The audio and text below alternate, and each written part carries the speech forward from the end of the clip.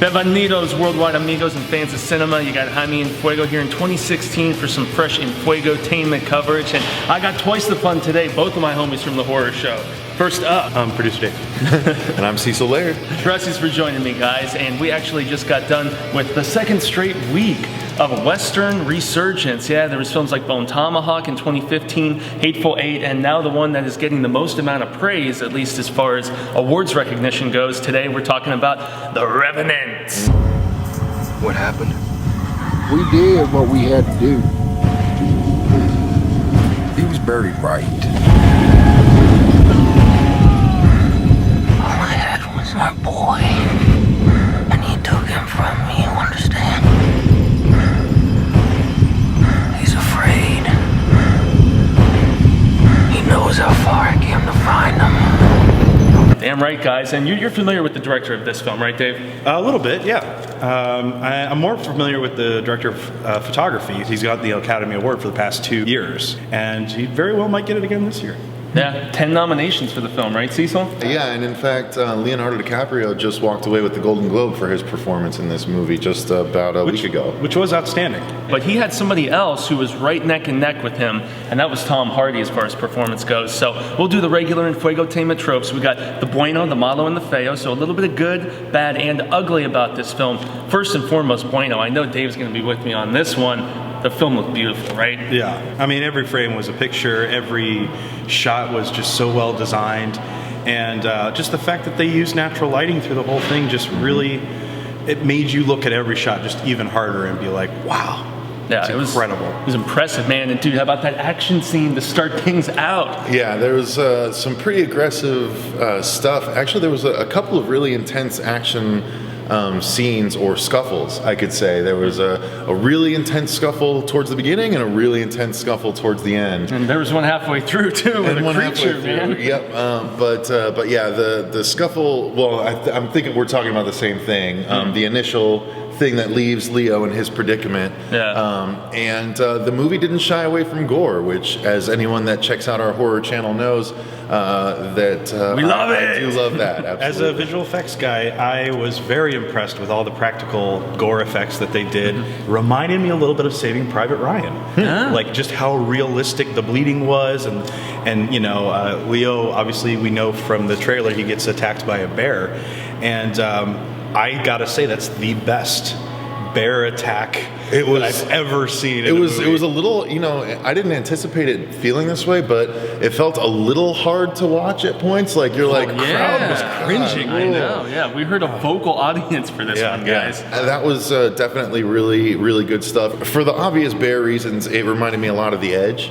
I love that movie. Underrated with movie. Anthony Hopkins. Alec Baldwin, Anthony Hopkins. Yep, two guys stuck in the woods. That was a real bear, though. That was a little. No, I know that was Bart the bear. Yeah, that was good old school Bart. This was a CG bear. This was a CG bear, and you could tell it was a CG bear. Which I'm going to get into in my at moments you couldn't. At parts you couldn't. At parts you couldn't, but yeah, it was still an intense attack scene. And so would that be a bueno for you then? Yeah, that's definitely one of the buenos. That's why I'm talking about it here, because I have plenty to say during the rest of this review. How about a bueno for you, Dave, that I haven't mentioned yet? The amount of space that is in the film. There's never really an enclosed area other than, you know, there's literally 2 scenes in the movie where they're inside a building. Yeah, the expanse of the wilderness was just breathtaking. And I enjoyed the hell out of everybody's performance. I thought everybody did a really good job, including a guy we were just talking about who's in Maze Runner. I can't remember his actor name. Is it the Domhnall Gleeson guy? No, it's the kid. The kid who, you know. The kid who goes off with Tom Hardy. And he was Domhnall really good. Gleeson was He was in Star Wars. He was in Ex Machina. Yeah. He's had a hell of a year, man. Gotta say. And then, but this was pretty cool. Yeah, and I definitely, like I said, I enjoyed watching it with a crowd because you hear the crowd. It was a packed house too. Yeah. And this movie almost beat Star Wars in its opening weekend, and so I would imagine with the awards nominations for the Oscars being mentioned now, it's only going to make more money. I'd imagine so. Well, and it definitely, like I said, it had very good practical effects. It was gory. It was really gory, including and not the just fights. With animals. Yeah, including the fights. You know. The way they shot that fight, man, at the beginning, just the quick camera work. Visceral. And oh my goodness, you felt like you were right there on the battlefield, man. The visual side of it was impeccable. Yeah. It was perfect. It really made you wonder, like, would a musket really be that much more effective than a bow and arrow when you have to reload it takes so long to reload? And that's why they say that the repeater rifle is what won the West. Yeah, Truly. Because they couldn't keep up with a guy who could shoot 3 or 4 arrows in a couple seconds. Yeah. And oh man, weren't those arrows so cool at the beginning?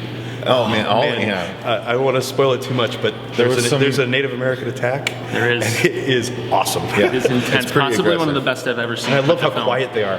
It's like silent, and next thing you know, there's an arrow in the guy's head. Yeah. So I mean, we had a little bit of everything from. I mean, there was some Castaway vibes. There was some Dances with Wolves vibes. There was some. I mean, even a little bit of the Patrick Wilson Bone Tomahawk character vibe, just trying to traverse injured through the wilderness and just being right there with the guy. Which they were never super clear about. Mixed with some just Jeremiah how- Johnson too, by the way. They weren't super clear on just how injured he was, because at one point I swear it looked like one of his legs was turned the wrong way. Oh yeah. And then It was all he's kinda gangly and- walking on it and I mean, like, they didn't really say how long he's out there. There's no way his leg could have healed like that. He never put a splint on it. Well, they did see a splint when he was swimming.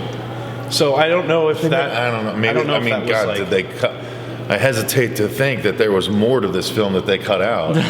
Well, perhaps that's a good way to segue into the Malo, because I know the pacing of this would be an issue for some. It's a long movie. It's over 2.5 hours. And in my opinion, over 45 minutes is extraneous. Like, it was way too long. Way too long. there could have been some definite trimming in the middle. If and some people I know had that problem with Bone Tomahawk, which you mentioned. There was a long stretch in the Western, but I got to say, of the 3 Westerns we discussed, Bone Tomahawk, I felt, for being as long as it was the best paced of all 3 of these movies. no, even and I Revenant agree. What I included. was going to say is that this one felt even longer to get to where it was going. Even in Hateful Eight? Hateful Eight never went anywhere. Hateful Eight stayed in the same damn spot the entire movie.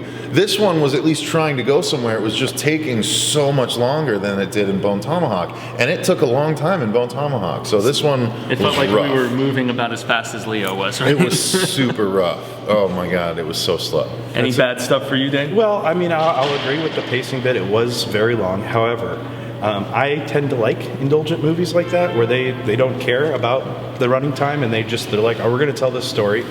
And yeah, it's Leo limping through the woods for like 10 shots, and you're just like, okay, all right, get there.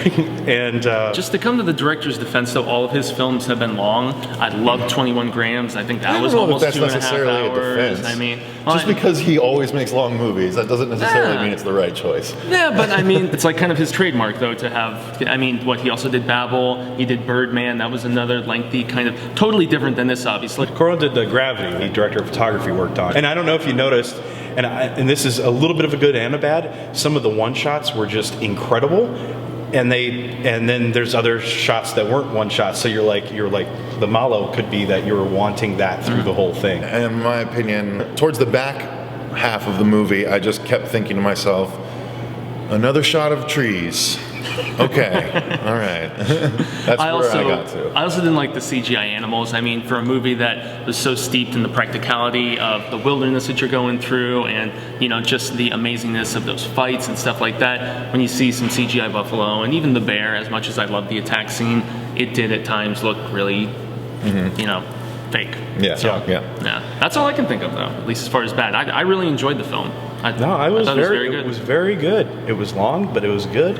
Well, we should probably jump into the fail, though, don't you think? Yeah, some ugly. I think you have something in mind, so let us have it. I do. Well, the first thing that I wanted to mention, and I'll have to think about the others, but Tauntaun the horse is what I will call it.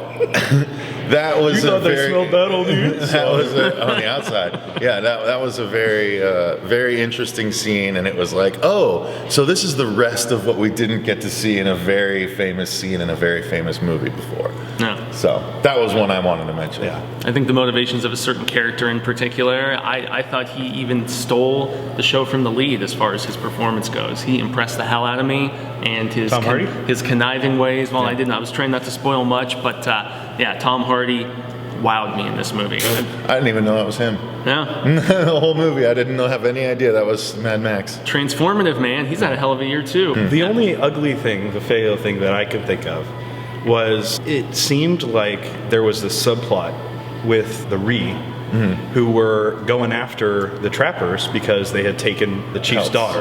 They'd taken the chief's daughter. That wasn't very well explained. Well, Not at all. Well, it was explained, but Eventually. the thing was, the French trappers were trading with the Reed. So to me, it kind of like it didn't quite mix, and I felt like they could have just skipped that whole subplot.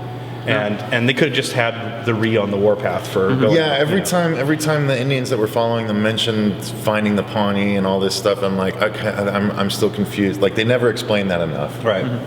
But like I said, I think that was more of a subplot that at the end of the movie paid off. Yeah. Oh, it did. Because they didn't. They tied up some loose ends Right. because of it. But other than that, I mean, Feo, what he had to do to survive, maybe, as Cecil mentioned at the beginning, you know, I mean, the extreme lengths when you're wandering, and it was like the Rocky Mountain wilderness. When he found the carcass and he ate the marrow out of the carcass. I was like, It's whoa, crazy, man. that's aggressive.